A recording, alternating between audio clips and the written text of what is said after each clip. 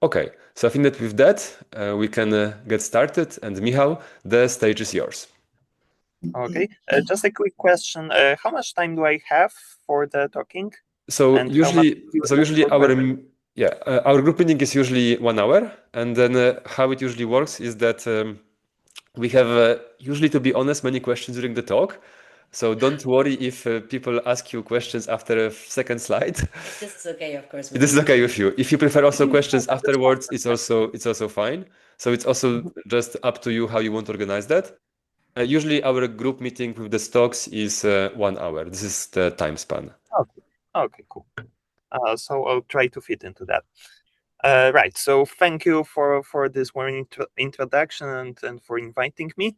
So I would like to talk about my recent work at NVIDIA, so detecting data contamination in LLMs, a topic that is quite hot right now. So firstly, I would like you to ask yourself a very simple question. Do you actually trust the scores that come from the benchmark? Do you trust that models that get the highest benchmark scores are indeed the best models?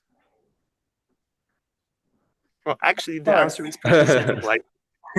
No, after last NeurIPS, I think that nobody believes in evals, I think. Yeah, if you were at the last NeurIPS, you could hear the quotes like this all around. And everybody benchmarks, and everybody knows that everybody benchmarks, and everybody knows that everybody knows. So the question is, what can we do about it? Like, firstly, if this is really a problem, actually. So we know that benchmarking is right now the primary way of comparing between different LLMs, which one is better. But still, if someone contaminates their LLM with a benchmark, the score that we get on this benchmark is no longer meaningful. It doesn't mean anything. It is artificially changed in some way. Furthermore, there is little incentive for people not to cheat or to avoid cheating, because right now there is no reliable way to check whether a model is contaminated or not. A really good effort that we are observing now is curating data sets, creating artificial data sets by data generation, and really caring about what data comes into your model that you are training. However, either consciously or not, this kind of heavy curation bias your data set towards the testing benchmarks, because that's the ultimate objective you are optimizing. So even if you're honest, you may end up with unconsciously being more and more contaminated as you progress with the data curation. Furthermore, while I don't really believe that people are including directly testing set of benchmarks into training pipelines, because that would be, I think, too bold, it is quite common way to, for example, generate some questions in MMLU style to make the model understand the style of MMLU questions and not be surprised with this kind of questions. If you do this for like 5 questions, it seems to be fine. If you do this for 1 million questions, it doesn't really look fine anymore. So where's this borderline where the model is cheating or where it is just learning the structure? It's kind of an open question, and everybody can come up with their own answer to that. And we don't have any control of that. What if I use a model that's trained on MMLU to generate those questions? It may actually generate the actual MMLU questions, and I may be not aware of this, or I may just try to ignore this information. Benchmarks are, of course, available online. People share benchmark questions on forums. Some benchmarks are sourced from internet data. So if you're training your model, how can you know that you're not including this kind of data into your pre-training or fine-tuning or any other stage, even if you don't want that? So even though there is a whole list of problems, benchmarking is still a primary way to compare LLMs, and for good reasons, because other methods, as we develop them, they have certain limitations, of course. So if that's a problem, what can we do about it? I Well, think of that course, is. the first. I think that is a question actually from Dariusz. I think. Yeah, Oh, if it's okay, I didn't get. Can we ask questions in between, or did we say to ask them in uh, the end? yeah, I think you can. Okay. Yeah, I was just wondering because there are so many benchmarks now. Do you have to know every benchmark to make sure you don't train on them, or is there some standard? Mm, This is a benchmark. yeah, I think that if you want to decontaminate against benchmarks, you have to know, like, I'm talking about the standard way. So, for example, checking engram overlaps, which is, I think, the most common way to ensure that benchmarks don't leak to your training data. You have to know the benchmark you're decontaminating against, because otherwise, I don't know what to look for actually. There are, of course, these benchmark canaries that people add to benchmarks to ensure some kind of automatic verification. Yeah, but that's, of course,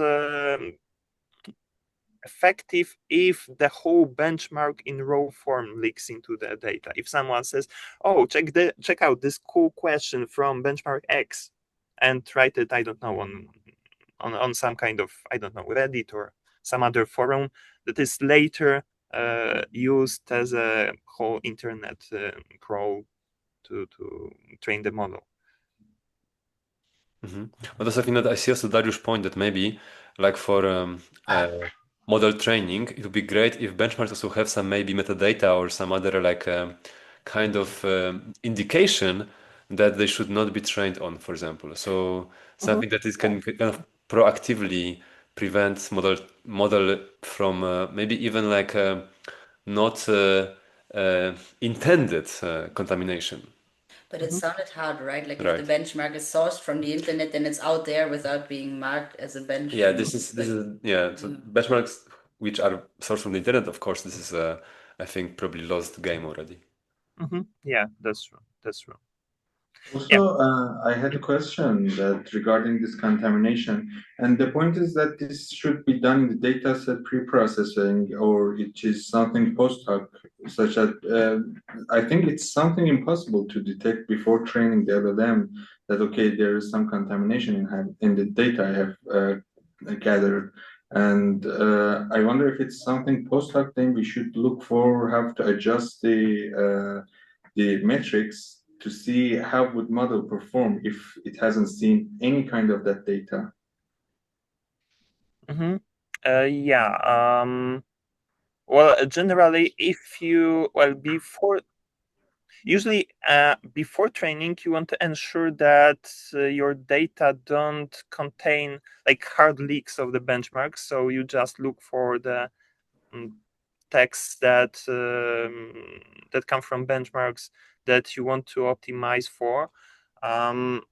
It's really hard because there are so many indirect leaks in the internet, and it's also really hard to search the whole training data set for each possible question from each possible benchmark that you care about. So yeah, it is hard, and it's borderline possible, because if there is even a tiny tweak in the text, so I don't know, rephrasing or some typo or some other corruption, then this method is not effective anymore. Yeah, so yeah, it's hard. I agree. Okay, so let's move on to move on. So if that's a problem, what can we do about it? The first obvious way is, as always, just ignore the problem. And that's what we actually usually do. Because currently we don't have really good means of detecting contamination, except for general community agreement that this model looks contaminated. That's just an impression. Well, another thing is that we may explore some alternatives to benchmarking. There are some other ways of measuring model performance, like just chatting with the model, putting it on LLM Arena, using some private benchmarks and so on. But still, all these methods have limitations, and they are not as simple, as easy, as fast, as scalable as simple benchmarking on open source widely adopted benchmarks. So the third approach is to understand the sources of benchmark accuracy. And if we do this, if we really understand what the score of benchmarks actually mean and build a deeper understanding of this, we preserve all the advantages of simple benchmarking and we get a meaningful score if we do this properly. The question is, can we do this? But anyways, that's the method that we want to follow. So that leads to the central question of our research. So is the model that we are given solving the problem or just using memorized patterns? If we are able to answer this question, we can understand whether the benchmark score come from the model being smart or just memorizing some patterns that it learned during training that it shouldn't have learned, that that doesn't really contribute to general knowledge of this model. So to state this problem formally, we need a model and a data set, and we need a estimation of how much this given model is contaminated with this given data set. So these are our input for the method. Yeah, so as we have the problem set, I can show briefly the agenda of my talk. So firstly, I'll show you our method CoDeC and how it works, how it reveals data contamination. Then I'll show some validation, why does it work and how does it work and what does it detect. Then I'll show some applications that go beyond just simple verification of benchmarks. And finally, I'll do something what nobody reliable should do. So I'll make a live demo of the right. So the key idea is extremely simple. The key idea is that we measure how in-context learning affect the predictions of the model. We all know that in-context learning is a really helpful way of changing the model predictions. Usually we use it to inform the model about the general structure of some problem, somehow give the model hints and so on. So if we carefully look how in-context samples affect the model predictions, it's actually highly related to whether the model is contaminated or not. So let's think about a single example. Think about the GSM-8K dataset as an instance. And let's focus on any item taken from GSM-8K. This is a simple question. So if we pass it to a model and get the average log prop for all the tokens in this question, this is some kind of a measure of how confident is this model in modeling this text. So now let's take another random sample from this data set and once again compute the average log prop of the same text under this context. And now the question is how this confidence measure changes between those two scenarios. Well, of course, you'd expect this additional context to be somewhat helpful. And usually it is the case, because this additional context informs the model about the general distribution of the data set. It comes from the same data set. So maybe there is a certain vocabulary that's related to this data set. Maybe there is some structure. Like, for example, in GSM-8K, you may observe that the questions start from some general scenario description, then there are some numerical relations, and finally there is a question. So maybe there is a structure like this. Maybe there are other certain features that are specific to this distribution of samples. So this context usually improves the average confidence of the model on modeling this item. But turns out that if the model has seen this data set during training, the situation is opposite. The context is not helpful anymore. And actually, it is disturbing the model confidence. Why is it the case? There are certain reasons for why is it the case. Firstly, we may observe that if the model is familiar with the features of the distribution of this data set.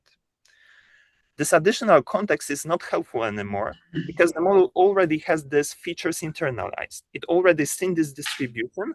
So if we provide a few samples to further inform the model about this distribution, it is no new information for the model. The model already knows that. So this additional context brings no benefits. It doesn't bring benefit, but it actually disturbs, because if the model was trained on this sample, at least to some extent it memorizes it. But if we add the context to the evaluation, it is not the same sequence anymore. It is not the same sequence that the model was trained to memorize. So something additionally lands in the context, and the model has at least a bit harder task to recall these memorization patterns that it learned during training. Furthermore, in context learning acts a bit like fine-tuning, like a very small fine-tuning. So if you think about fine-tuning on this dataset, on this whole GSM-8K dataset, then the first epoch would improve your confidence of the model. Second epoch would improve further, but slightly less, and less and less and less with each consecutive epoch, because the model is learning this distribution, and the capacity for learning this distribution is getting smaller and smaller and smaller. So if there was already an epoch of training on this data set, the model has somewhat learned this, and now it has less capacity for learning this distribution more. So because of that, if we think about this in-context sample as some kind of fine-tuning, this is another iteration that brings less benefits. So we shouldn't expect such a good improvement in confidence as in case of clean, unseen data sets.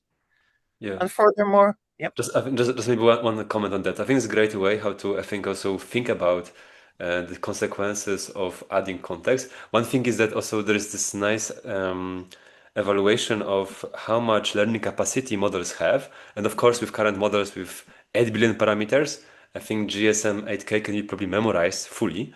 So probably it's more about that model just in the first epoch, let's say training on the GSM-8K just learns a lot. And with more epochs, just probably is fewer things to learn from the data set.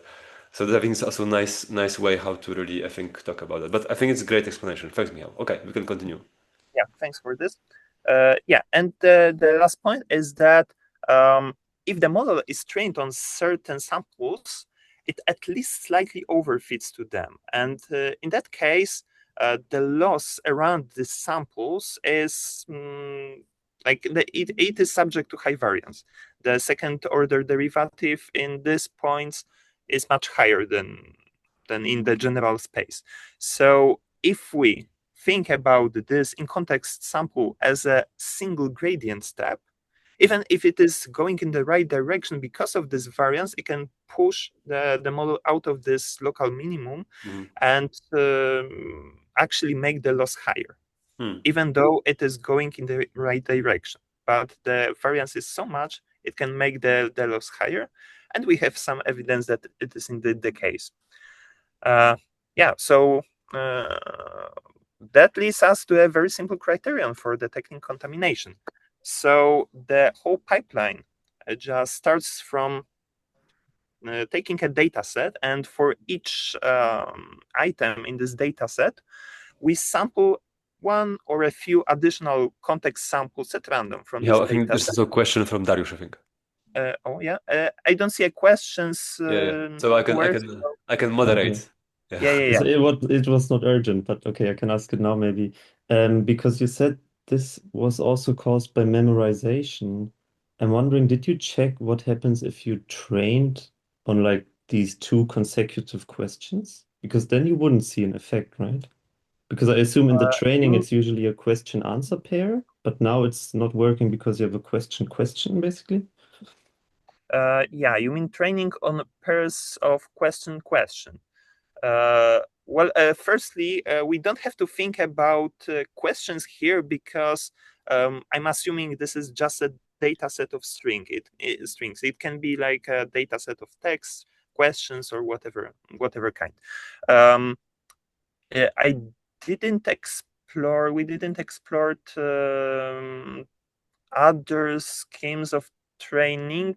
Like, it is possible technically that if you train the model on pairs on this kind of pairs, it may somehow influence this kind of evaluation. But then there are a bunch of parameters that you have to match. Well, firstly, you can put one context sample, you can put a few context samples, and so on. The method is not limited here. You can average across different samples. You can tweak a few other parameters to like connect these samples with, I don't know, new lines, maybe some markers, maybe something else. Well, a short answer is that we didn't experiment with some fancy adversarial training. Right now, I don't believe that any model available is training in a very fancy way to avoid this kind of behavior. At least we never observed it is the case. Yeah, I just meant intuitively, if it I had don't seen the example that you showed, then you wouldn't be able to measure it, right? If it just had also seen these two questions, like what would your intuition tell you basically what would happen? Yeah, I bet it is possible to make some training that could bypass this very simple check of one question. Maybe if you fine-tune on this very kind of inputs, it may indeed reduce the score. However, I don't think that it is possible to make the model resilient to all kinds of possible input configurations, like one context, two context, three contexts, different joining of this context, and so on, maybe some other form of in-context learning, and so on. I don't think so. Yeah, I don't think it's practical. It was just more of curiosity. Yeah, I don't believe that people will intentionally change all the training schemes, training pipelines for these large models just to avoid this kind of evaluation. I don't think so. Yeah, so moving on. Yeah, the whole pipeline is as follows. So we take a data set for each item in the data set.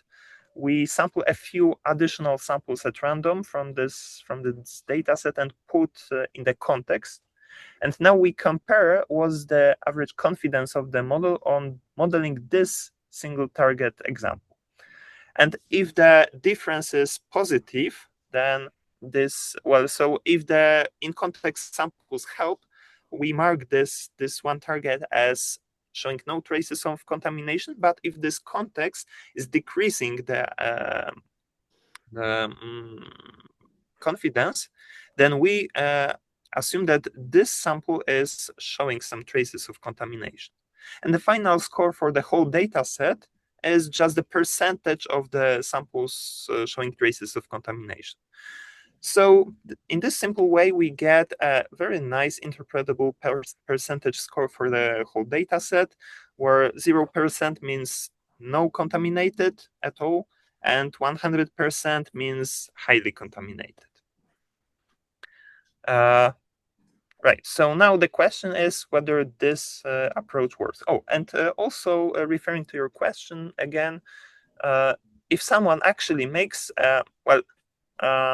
if there is a model that has this property that given additional context for any reason, the confidence on modeling this sequence is lower, it is actually an issue. It is, I think, never a desirable property. So if you have any way of training a model in such a way that in no case adding a relevant context is disturbing, it's actually making the model better anyway. So that's fine. Right. So having this pipeline, the question is whether it works. I show some intuition why it might work, but the question is whether it works in practice. And you bet it does. For that kind of evaluation, so maybe I was kind of wondering, are there any questions regarding this pipeline? So Michał, maybe if you go back to this main method, I think this is the main probably slide of the talk, I suppose, in terms of like the method. Any questions regarding the method? I had a question in the previous slide, and you have mentioned that this mechanism simulates the fine-tuning, but as far as I know from one paper, that if you fine-tune a model on a suspect set and then perform MIA on that, basically that membership inference doesn't quietly work. So I assume that if we consider these two methods as equivalent, I think in context learning rather different than the fine-tuning mechanism. So I'm not sure about this, if you can give us an intuition. Yeah, sure. Well, firstly, I would decouple this method from standard MII methods because the setup is a bit different. I'll cover it later. But when it comes to the relation between fine-tuning and in-context learning, it is, of course, different. I'm not stating that it's the same thing. Of course, it is different, but there is a certain relationship between those two, and they are in some ways similar. And I'm using it just as an intuition for explaining why this method might work and why it might make sense. And at the end of the day, I don't care how much in-context learning relates to fine-tuning. It was just an intuition, again, that led us to designing this pipeline, but it's just a tool for exposing contamination. Well, whether it is tightly related to fine-tuning or not, it doesn't really matter, actually. So maybe just to maybe add to that question also by Nima and also to Michał's answer, I think it's great. So just one thing is that what also for me was nice in the paper is also we provided this comparison between, I think it was table 1 actually, between CoDeC and also MinK MIA and also zlib approach to membership inference. And basically you show that with CoDeC you can clearly prove or kind of like clearly, I think, indicate that this dataset actually was in all this training set. And one more thing is that what kind of surprised me when we talk more about this paper was that in this case, usually the context size, this n, actually is 1. So this basically additional samples would be only like in this second part of the figure would be only one part. If I can draw something, this thing, right? So actually this is usually what is happening in this method. We only take into account one of the samples to be in context. And so actually it's prepended and not appended, which is, I think, interesting for me that just one sample was basically enough. We experimented, of course, with adding one or more samples as the context. We found that one is sufficient. It is perfectly sufficient to achieve a meaningful separation. If you add more, it is also fine. It changes the behavior of the final scores a bit, but it's also fine. So it's just a hyperparameter you can choose yourself. But in all our experiments, we used just one context example. It's the simplest way. It is efficient enough. So that's I think the way to go. You can also choose the context, for example, not by looking at the number of examples, but for example, on the total length of these examples to ensure that there's always a context of some fixed length given as this distribution information. But it doesn't really change much, I would say. So it's up to you what you want. Yeah, so also regarding also just Nima question, I think that one more thing is that the other paper that we also considered, I think that trained on fine-tuned on much more data, which I think is maybe one of the main problems, because I kind of feel that maybe if you have more these samples in the context or more samples for fine-tuning, you might eventually don't have the signal. So this might be also one reason why this didn't work for the full fine-tuning. And then overall, I think that still like what we always observe is that in context learning or fine-tuning, soft prompt, any of these methods adapt a model to specific downstream task, and this model performs better. So in some way, there are similarities between what is done by in-context learning, what also is done by fine-tuning. Yeah, maybe one thing to add, what you see here, the chart in the fourth point, is a real chart. What happens if you add multiple context samples for a dataset that's contaminated and a dataset that's not contaminated? So if you consider a dataset that's not contaminated, each additional context sample improves the confidence of the model even more, but this improvement is getting less and less with each sample. And if you look at the dataset that's contaminated, then giving the first context sample decreases the confidence a lot. Then each consecutive additional sample keeps improving this confidence actually, but it is still below the original confidence without any context. If you keep adding these samples, it is possible that for this dataset, this confidence will eventually exceed 0. So it will reach positive impact. It is possible, and it sometimes happens. Well, of course, there's a question how sensitive you want this method to be, because for the most contaminated data sets, it will be still negative. Maybe there are some borderline data sets for which you want the method to either yield high score or low score, so you can control it this way. There's an inherent trade-off. I'll cover it later. But anyways, so yeah, going back. So I had one more question, if it's no problem. Okay. You mentioned that you discussed the difference with MIA of this method, but just before going to that, I had quick questions regarding whether the comparison, since the comparison is made to some of the MIA methods, so I want to make sure that this comparison is fair. So what would happen if you haven't done this? If you measure mean K, for example, or loss when you prepend the same way you prepend in the CoDeC? So do you think that those scores would be different than just measuring the mean K or loss for the plain example versus the case you prepend some examples of in-context examples the way you encode it? Right. Well, yeah, of course. In this method, we measure the confidence of the model, as I described, by taking the average log probability of all the tokens in the target sequence. But that technically is just a measure of confidence. You can put here any kind of measure that you think is relevant. It may be the average loss, it may be the mean K loss, it may be Z-leap loss, it may be anything that you think is relevant, and it may work. The key idea of CoDeC is to measure the influence of the context on the model confidence. This confidence can be measured in any way that you think it's relevant. We experimented with this simple average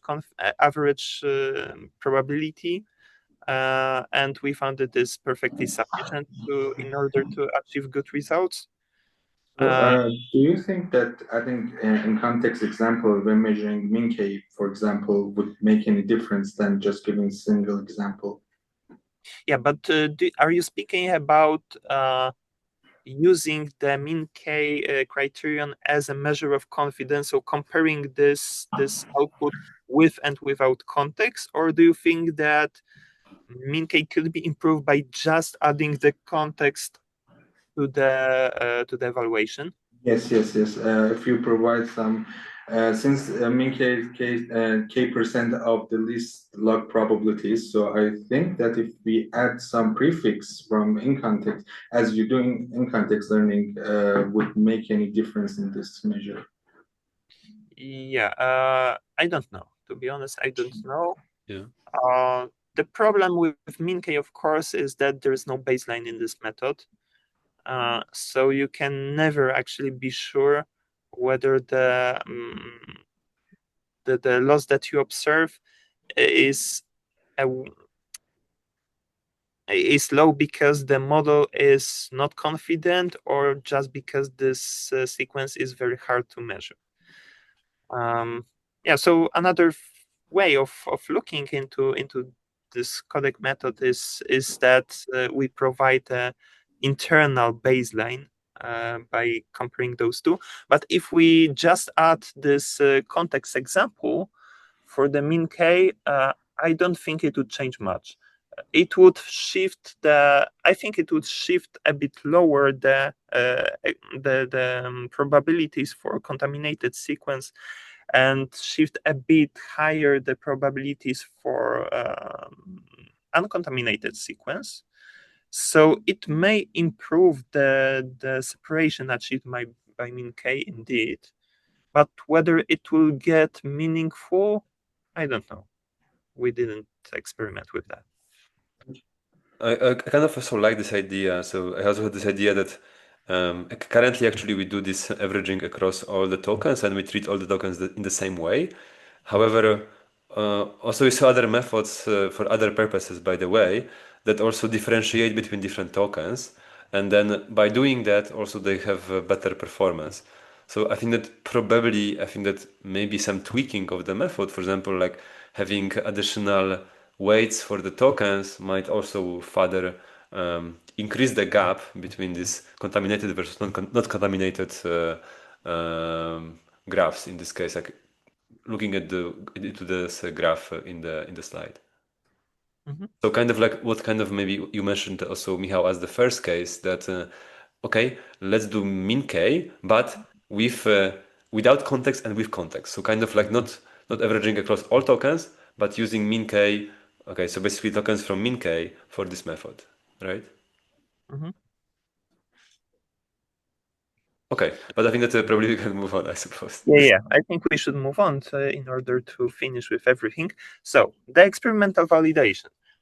For that, we took a range of models that open source the training data. So that includes PyTia models, GPT-Neo models, RWKV models, Olmo models, Nemotron models, and so on.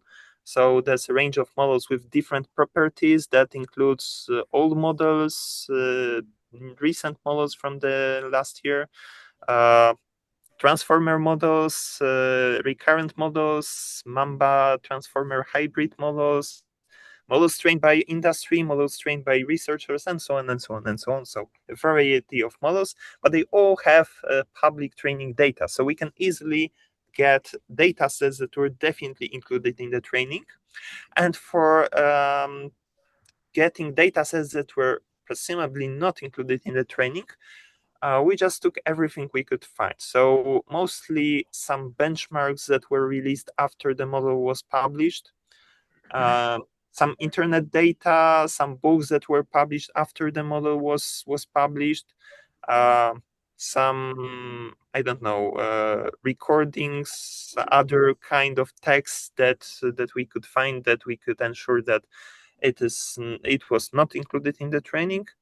And as you can see, if we compare the scores for all these groups, so we would expect the data sets that were seen during training to score close to 100% contamination, and models and data sets that were not seen during training to score close to 0%. The golden scenario that we want to achieve is a very clear separation between those two groups. If we can separate data sets that were seen and not seen, this score is actually meaningful, because we can use it to distinguish whether this data set is contaminating or not the given model.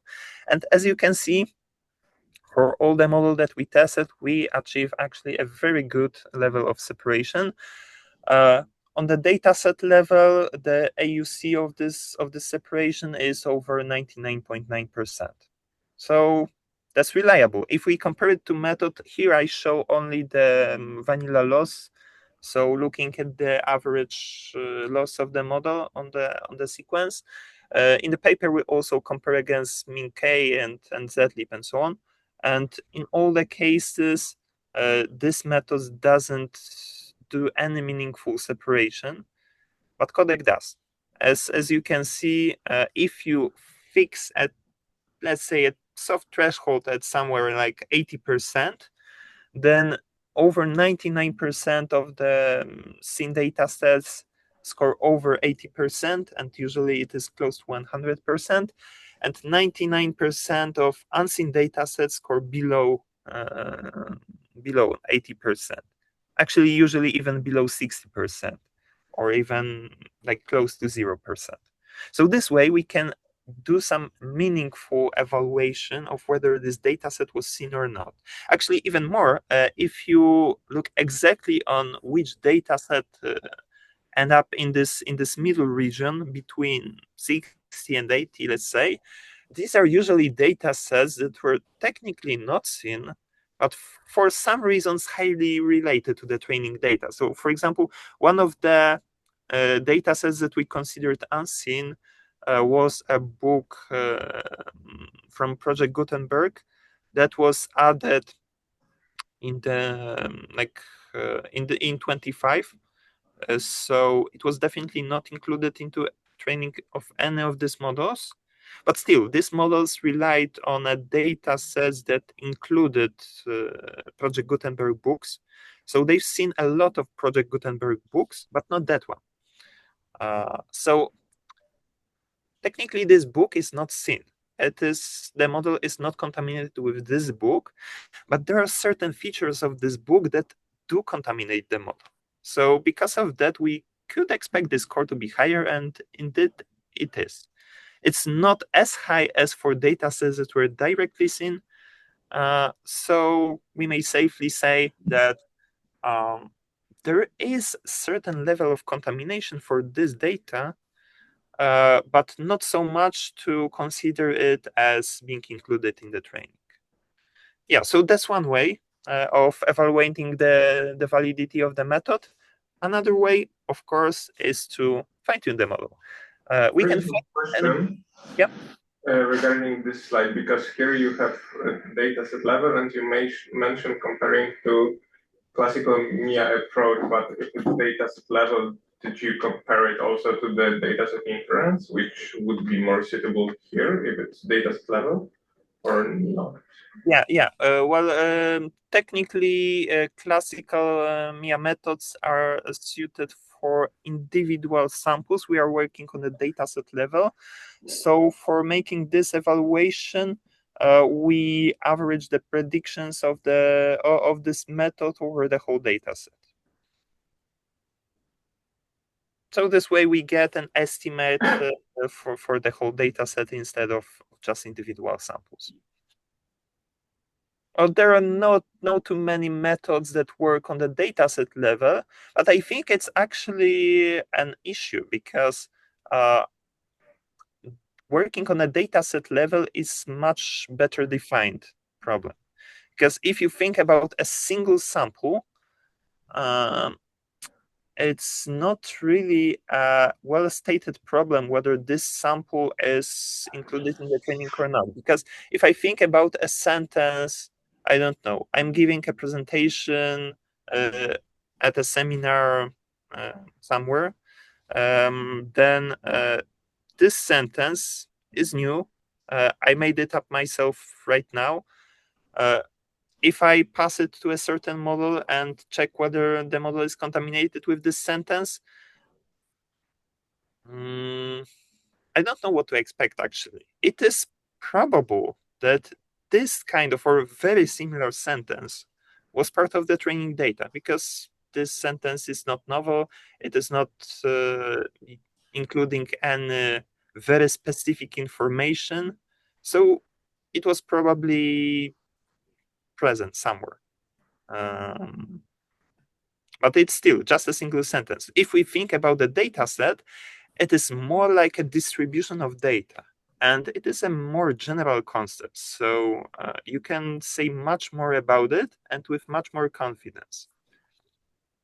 I hope that answered your question. We have to move on because we don't have much time left.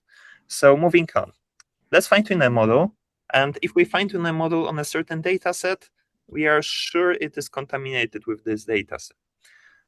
And we can do this both for the model that we used previously with open source data, but we can also do this with models that don't disclose their data. So we also check with some other models, like for example here, you can see Quen3. Is this Quen3? Yeah, Quen3. And as you can see, after just a single epoch of fine-tuning, our method shows that the model becomes highly contaminated with each data set that we actually tried for this. So, Are the different lines different data sets here? Yeah, each line is a different data set. Yeah. These are some random data sets taken from the previous experiment. Some of them were already, like this model, for example, PITIA model were already contaminated with some of these data sets and not with some others. And in either case, all this model reached like 100% contamination after just a single epoch. Right. So the classical MIA methods, as you mentioned, they aim to test the strict membership. They aim to test whether this particular text sequence was part of the training or not. If you think about the classical benchmark for them, it is, for example, Wikimedia or Mimir datasets or something like this. So they even contain training and test splits, so identically distributed datasets for which one of them was used for training and one was not. If our problem that we have in mind that we want to solve is to understand whether the model is solving the benchmark based on general skills or based on memorization, it is not the objective we care about. We don't care about these particular sequences being in the model training set. We care whether the model has some unfair advantage compared to other models.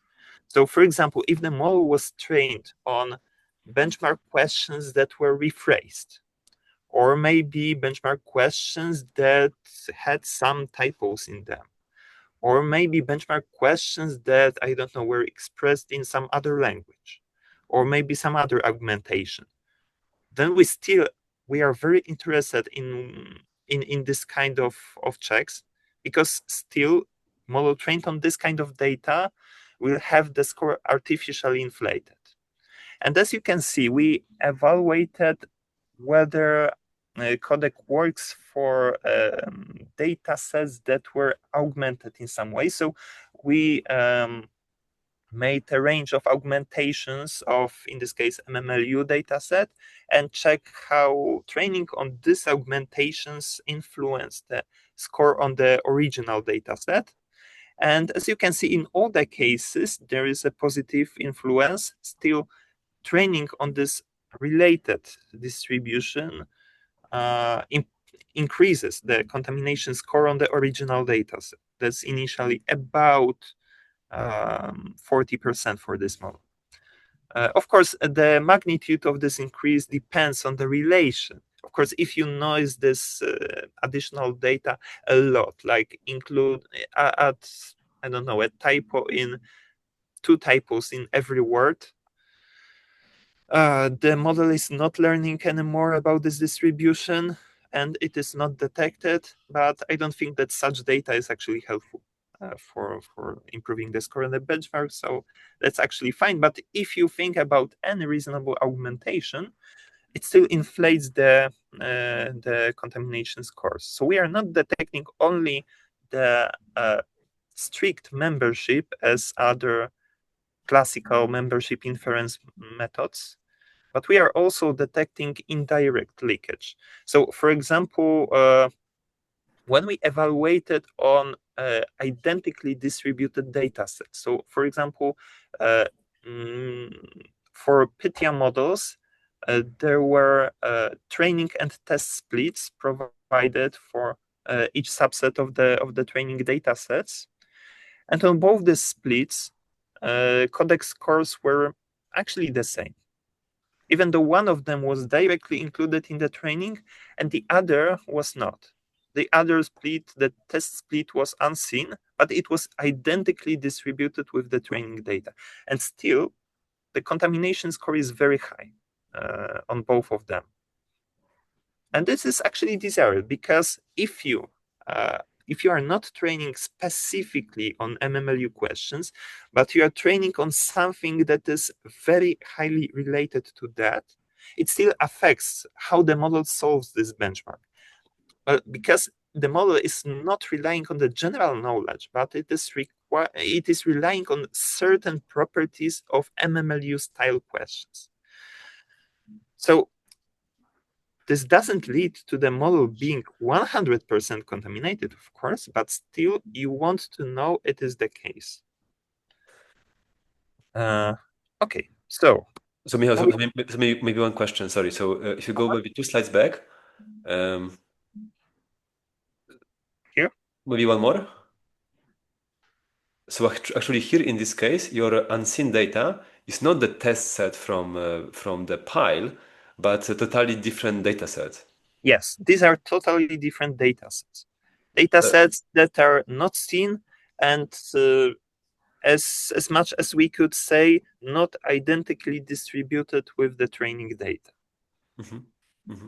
Well, of course, this kind of evaluation poses a question whether it's fair, because if you consider two drastically different data sets, then you may say, okay, it's actually no wonder that the score for one is different from another.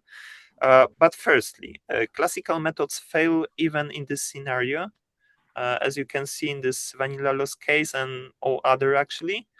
And secondly, the separation between those two is very consistent. It is 100% for each seen data set and much lower for each unseen data set. Mm-hmm. Yeah, I think this relates to also Bartek's question. So I think that this is, the main difference between these two methods. So actually what we worked in our lab was to really generalize membership inference to dataset level. Also what you kind of talk about. And then we really wanted to know if the given dataset specifically was the model's training set versus also validation dataset. Mm-hmm. Actually here you consider more like really the contamination problem where we want to find out if the given even distribution, so it's more like maybe even distribution inference was in the model's training set. Yeah, I think it's the way to go, because if you think about strict membership inference, you should always ask yourself the basic question. If the model was trained on this data, but rephrased, do you still want the answer to be positive or negative? Well, of course, you may say, if we think about strict membership inference, we want the answer in this case to be negative because this data was not included in the training. But if we care about understanding benchmarking and benchmark scores, we also do care a lot about this kind of checks.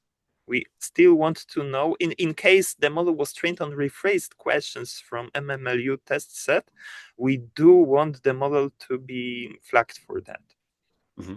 So I think that this is very good. So I think that just to clarify, I think that from our also background, where we come from, so I think also there were actually papers regarding distribution inference. So it's also like, I think, also from a few years ago actually. So it's kind of, I think, more related to the contamination than our membership inference or the set inference. So in that strict sense of like how to maybe define these different problems. Okay, I'm probably can go back to your probably 3 slides or 4 slides forward. Okay. Okay. Yeah. So now the question is, how can you use this kind of method? If you have it, it's simple and it works. So first thing is, of course, to evaluate how models are contaminated with the popular benchmarks, and we run a range of evaluations for like 40 different models on 30 different benchmarks, and you can find all the results in the paper. For example, here you can see some evaluations on the AMI24 benchmark, and some models appear to be not contaminated at all. Some appear to have contamination exceeding this alarming threshold of 80%. Of course, how you should understand these results? It doesn't mean that this model is, firstly, it doesn't mean that this model that scores very high was directly trained on this data. Maybe this data actually leaked to the training set, but maybe they extensively trained on data that's highly related. Maybe somehow, they generated data that unintentionally started resembling this AMI data set. Maybe there was some other indirect contamination, but if the model is scoring over 80%, we should be very careful when interpreting the benchmark scores. Actually, this number that we get from direct benchmarking, the accuracy number, for this model, I would say it's not meaningful. It may be reflective of the model capabilities on AMI and math in general, but there is no reason to expect it will generalize. What is important to understand is that it doesn't also mean that a model that is scoring very high is actually bad, because contamination itself is not a bad thing. If a model is very good at math, for example, and you additionally train it on AMI, it is still very good at math, even though its contamination on AMI becomes 100%. And it's fine. I mean, I don't care as long as it solves the problem that I'm giving this model to solve. It's just that if I look solely at the benchmark score and it says 90% of accuracy, it doesn't mean anything if the model is highly contaminated with this data set, because it can be either very smart or very dumb, and it still can reach this 90% of accuracy by inflating contamination. It's a very easy way. So the more contamination is in the model, the less meaningful is the score. Something that's between those thresholds should be also interpreted with caution, because it may indicate some partial leakage, maybe high training on related data and stuff like this. So they need, like the model providers in this middle region should also take care on what they train on and whether this score is indeed reflective. But high scores pose some threat, low scores mean everything is clean, and they somehow tell us how much we should rely on the scores to reflect the general skills that this benchmark should represent. Also, another thing that we found that was pretty funny was that on GSM-8K, on the train set, Qwen 2.5 scored 100%. So it should mean that it was trained on this benchmark. And indeed, we found in the technical report that the train set of GSM-8K was included in the training. So that's fine. We confirmed that. And they also say that, okay, we included training sets of some popular benchmarks in our training data, but at the same time, we heavily decontaminated against test sets of those benchmarks. And they described in detail the whole pipeline of the contamination. In such a case, you always ask yourself a question whether the contamination that they described extensively is indeed fair, or is it just a dummy decontamination to say, yeah, we are moral, we are honest, trust us. You don't have to trust people anymore. You can just check. And here you can see that indeed, on the test set of GSM-8K, their score is something like 20-30%. So that's really good. That's really good. It means the model is not contaminated with the test set. So they did a good job in this case. But previously, you had to trust them. Now you don't have to. So Michał, I think now I'm really curious. So basically, so CoDeC doesn't really differentiate between the train and test set of the pile, right? But now we see that so GSM 8K has the same distribution for train and test set. So what was done really by guys from Allen AI to decontaminate Qwen on this test set from GSM 8K? What is the secret sauce that makes really this score so low on the test set? Yeah, firstly, we have to remember that in case of Pile, the thing was very simple. They had a large set, I don't know, Wikipedia or any other subset that they thought about, and they just evenly divided it into train and test split. So they were exactly identically distributed. In case of benchmarks, well, they sometimes have train and test set, but not always we have the guarantee that they are identically distributed. If it is not the case, we have no reason to expect the scores to match. In some cases, you even have the information that the train set of a benchmark was sourced from some other sources, and because of that, it is not identically distributed with the test set. In case of GSM 8K, to be honest, I don't know. You can find all the information about the contamination in their paper, but as far as I remember, they did some n-gram overlap check, of course, but they also somehow corrected for slight mismatches in this n-grams, and also they made some replaces for symbolic values, so they prune out numerics and stuff like this that are variable to ensure that they are not dropping some overlaps because the numbers don't match and stuff like this. I don't remember exactly, but there is a whole section about this decontamination pipeline in the report.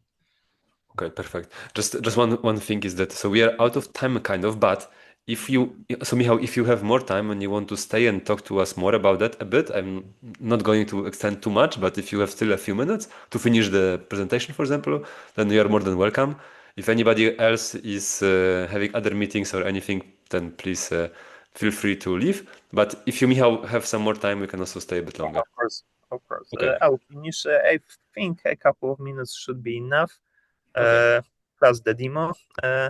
Yeah, so we made this whole evaluation. You can find it in the paper.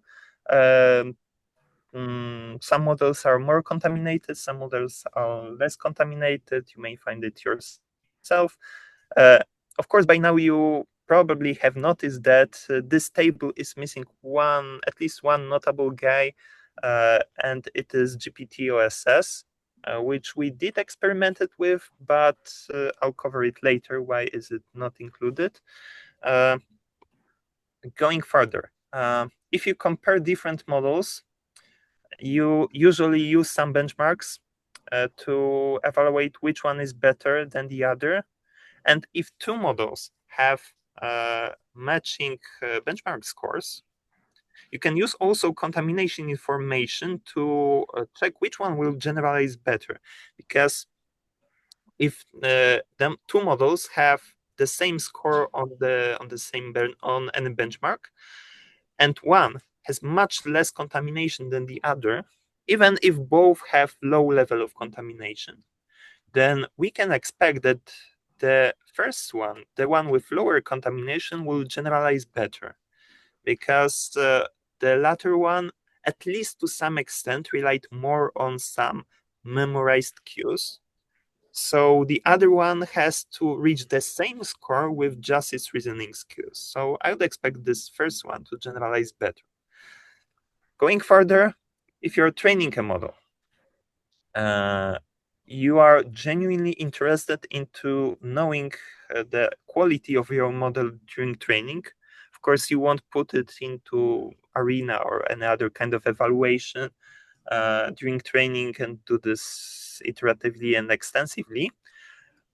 So you would like to monitor what is the contamination of the model that you are training with the benchmark that you use for monitoring the performance, because usually you periodically run some benchmark evaluations, to check whether the model is actually improving and everything is going well.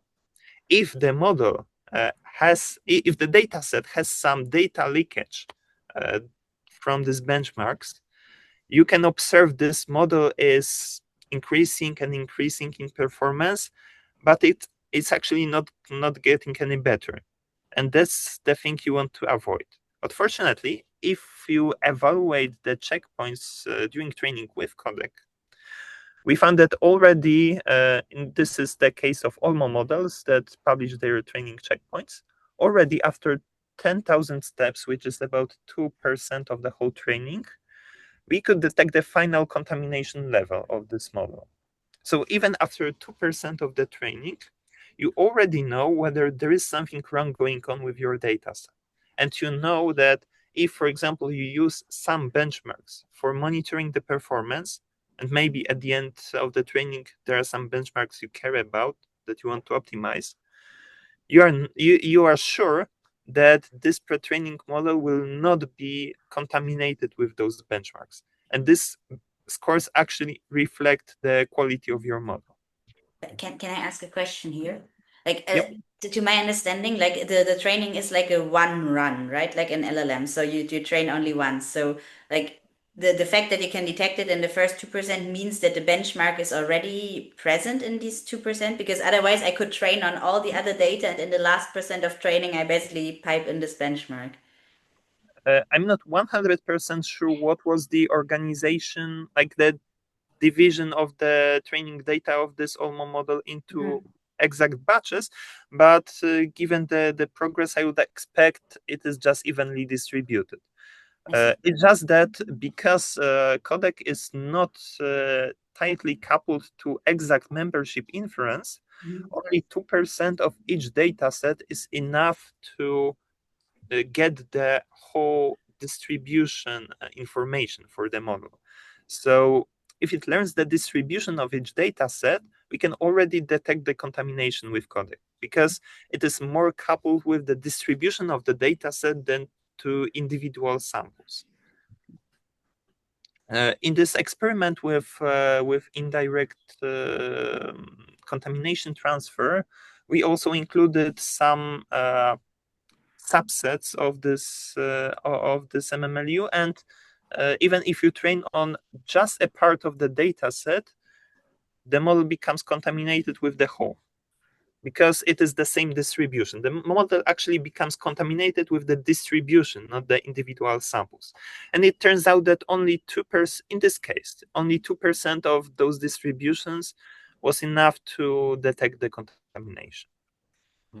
By the way, so this is very interesting, and so do you know, Michał, by any chance, what was the batch size for the single training step? I have no idea, to be honest. Okay, actually, I kind of find it also that, okay, so I understand at the very beginning of the training, we have 50% contamination score, we have random tokens, and then kind of I would expect that this red line would be like this middle red line, so kind of stays on this level and then goes up, but still there's this dip. Probably depends also how many samples were in the batch and so on and so forth. But anyway, I think very, very early, I suppose, you still have this signal, so... Yeah, definitely the details of this training can be found in Olmo papers, but to be honest, I'm not familiar with them. It's just a training. Yeah, so moving on, now it's time for some demo. Fortunately, the method is simple and lightweight, so I have enough time to run it and show it to you, and you can run it yourself. It's available as a notebook alongside NIM Evaluator. Let me change. While you're setting that up, I have another question. Given that at the start you said that the performance drop in seeing two things from the same benchmark is also involved in that the loss landscape is very variable around those, and also later you said that your metric isn't very correlated with exact membership inference. I would be very interested in how this contamination behaves under training with differential privacy. Like, can you train as much as you want on benchmarks and the contamination stays at 0? or does this completely cut through the protections and right, I see. Of course, it's a very good question. How does this criterion plays with various methods for hiding, like ensuring privacy, forgetting, and so on? The short answer is I don't know. We never tried how it behaves with some privacy preservance method or unlearning methods. But that's something that definitely should be verified. For the big players, for the big models, I don't think that anybody will care so much about doing some fancy methods for unlearning just to hide the contamination, because if you do this kind of additions to your training pipeline, you also sacrifice the quality of the model. If you contaminate the model with, I don't know, MMLU, and then you do some unlearning on MMLU, you sacrifice the accuracy on MMLU, and usually you don't have to. You don't want to do this. Yeah, I wasn't thinking of this as an adversarial method, more of whether this method can also be used to measure benchmark accuracy for models that are intentionally private, like Volt-Jammer or stuff. Mm-hmm. Yeah, the short answer is I don't know, but it's definitely something that's worth checking. Right, so let's move on to the demo.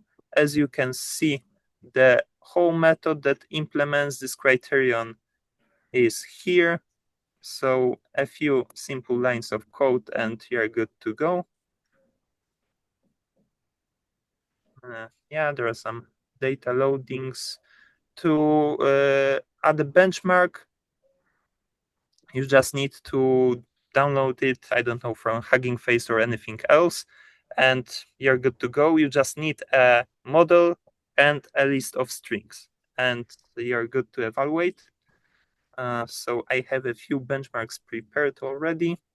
So here, for example, we are evaluating PyTia 400M model on 2 data sets taken from the training set of the PyTia, and 2 benchmarks that are, I think, published after the PyTia was released, so they shouldn't be considered as contaminated.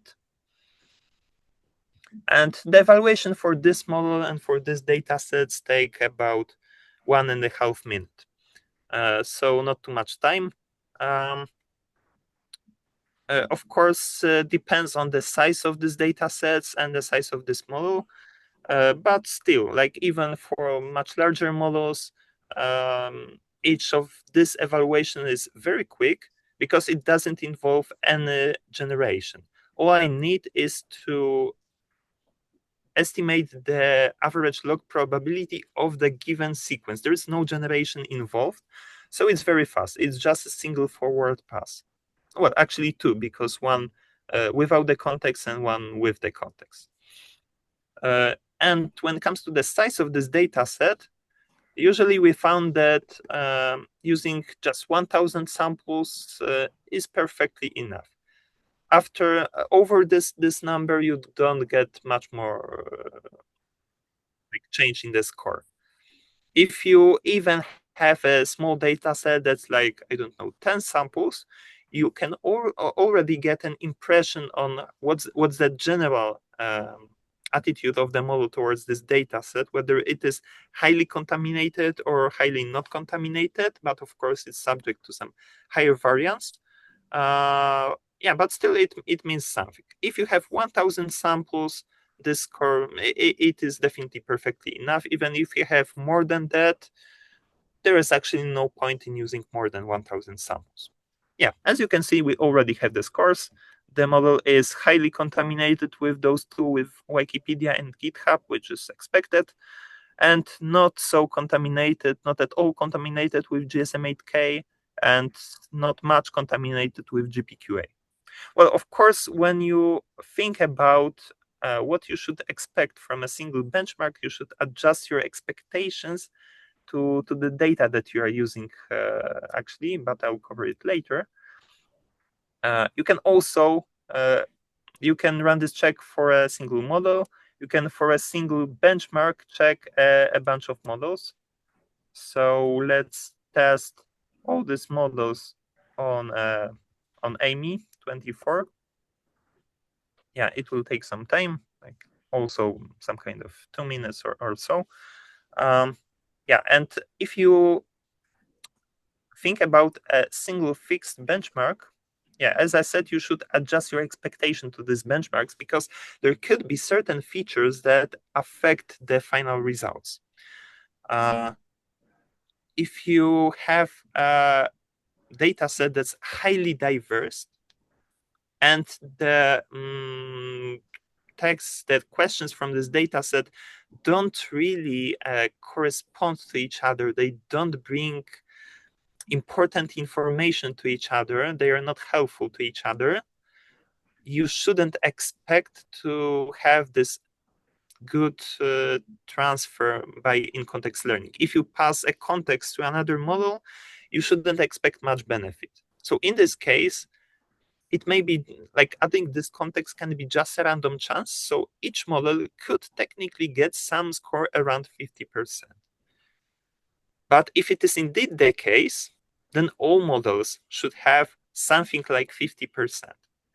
So one way to use this criterion is to just look at the raw score, whether it is high or low. Another way is to look at the distribution of different models and see whether the model you care about is actually an outlier in this distribution. If this is an outlier, it means that something is not going right. For example, if you look at the table we have in the paper, there is one benchmark for which, well, actually a few of them, but one for which most models score below 20%, and there is one model that scores 80%. So yeah, that's clearly something is not going right there. But yeah, generally, as you compare between different models, if you include more than one model, like a distribution of model, you get also the distribution of scores, and you can correct even for some tweaks in the benchmark. The properties, yeah. You can also run fine-tuning in this notebook, but we don't have time for this. I encourage you to try it yourself. You have the access to it. It is public. And you can choose any model, you can choose any benchmark, any data set actually, and play with it yourself. Yeah. I wanted also to ask the public for some model to try online, but I don't think we have time for that. So let's go finally once again for the presentation. And so Michał, I think also you mentioned that I was just curious regarding open models from OpenAI. So you mentioned that there was some issue, and then what was really the case with these models? Yes. So the case was that when GPT-OSS was released, we thought, okay, yeah, let's evaluate it. Why not? Because we can evaluate any model off the shelf. So I evaluated it, and turned out that its contamination scores is 100% with actually everything I passed. Even my personal notes that no way anybody has seen because they were created like the previous day, myself by hand from scratch, whatever. So the question is why? Is it a problem with the model? Is it a problem with the method? Is it a problem with, I don't know, whatever? And the answer was, it's a problem with the model. And maybe not a problem, but a property of the model. Because what I haven't mentioned, because it is kind of obvious, is that we assume that the model that we are evaluating by this criterion is able to leverage this context that we are given. Because the whole check is is a trade-off between the positive impact of the information in the context and the negative impact of disturbing the memorization. But we implicitly assume that the model is able to leverage this context. So question for you, what would happen if as the context I would pass the very same text? So the second evaluation would be the same text repeated twice. Well, you would expect, of course, that the average confidence of the model on this second copy of the text is close to 100% because it's just copy paste. For nearly all models, it is the case because it is generally expected and there is no reason for it to not be true. For GPT-OSS, it is not true. If you look at GPT-OSS, if you pass the same text twice, the confidence of the model under this context, this very helpful context, is actually going down. That's kind of surprising. And I think it is either, well, when I played with it, I believe it is either because it was trained exclusively or in very large portion on chat data and only on the model answers, and because of that it doesn't have this standard text completion skills. Mm-hmm. Because if you just allow it to complete this text sequence, this single text sequence, it very quickly like cuts this text and says, oh, okay, it seems like your text was cut. So if you could paste the whole text, I could help you. Could you please do that? And something like this. So it is so tied to this chat template that actually it doesn't have this text completion skills. This very basic skills that we require here. Is it a problem? Well, of course it is a problem in the sense that we can't use GPT-OSS with CoDeC. Maybe we would like to. So maybe we could somehow correct for this. Maybe we could somehow introduce chat template to this check.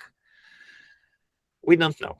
I don't know whether it can be corrected and whether it should be corrected, because of course, as we add complexity, we lose the simplicity.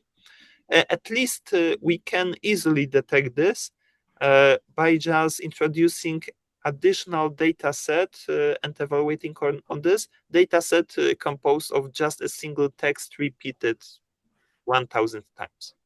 If we evaluate on this data set, GPT-OSS scores 100% contamination, something around this. And it is a very clear sign that the model is not suitable for this method, because we can't expect it to be true. But for most models, for nearly all other models that we tried, it is not the case. All models have this basic text completion skills, so that's fine. Yeah, this is just observed for the GPT-OSS case. Yeah, so I think we are approaching the end. So if you're, that was the slide supposed to lead to questions, but we have questions on the way. If there's anything that you want to explore further, there are 16 pages of appendix with extended discussion of the methods and all additional evaluations and the charts related to this broad evaluation that I briefly discussed. I think I have time for questions if you want to ask something more.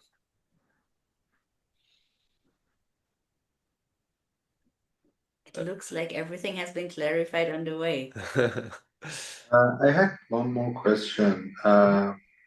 If you considered extending this method to basically justify and to correct the benchmark scores based on their contamination level, how would you approach this problem?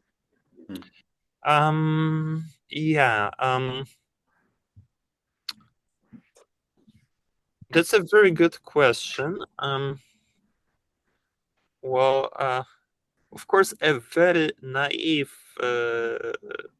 implementation of this would be, for example, to introduce a corrected score, which is the accuracy on the benchmark times 100% minus the contamination score. That would mean an amount of accuracy on the benchmark that cannot be explained by memorization.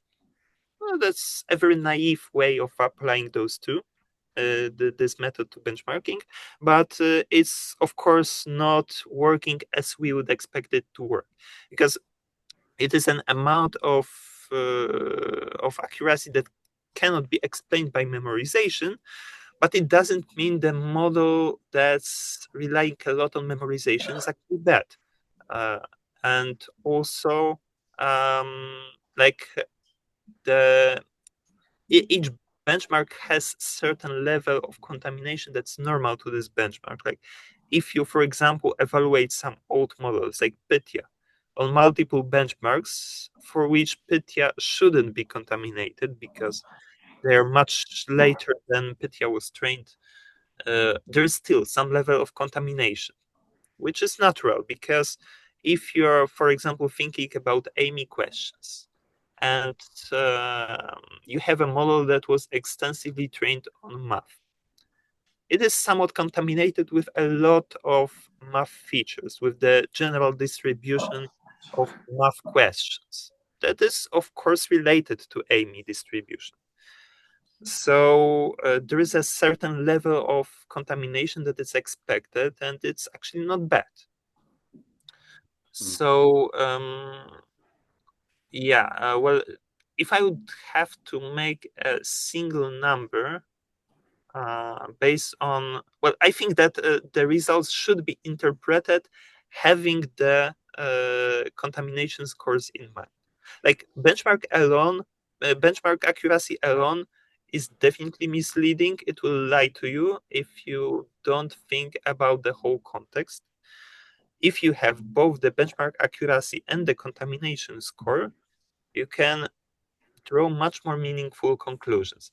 If you ask how exactly we want to transfer it to a single, more informed number, I don't have idea yet. As I said, a naive implementation would be like this.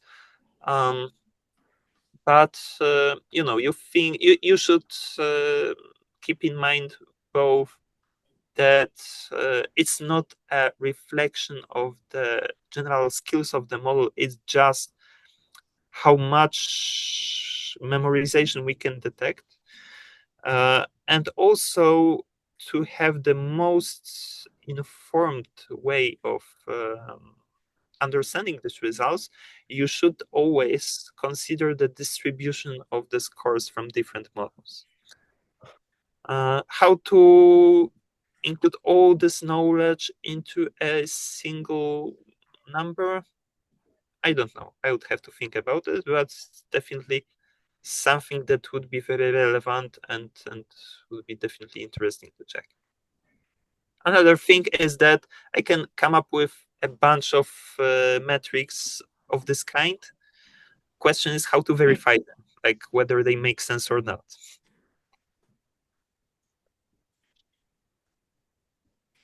Okay, so I think that probably we should finish at this point.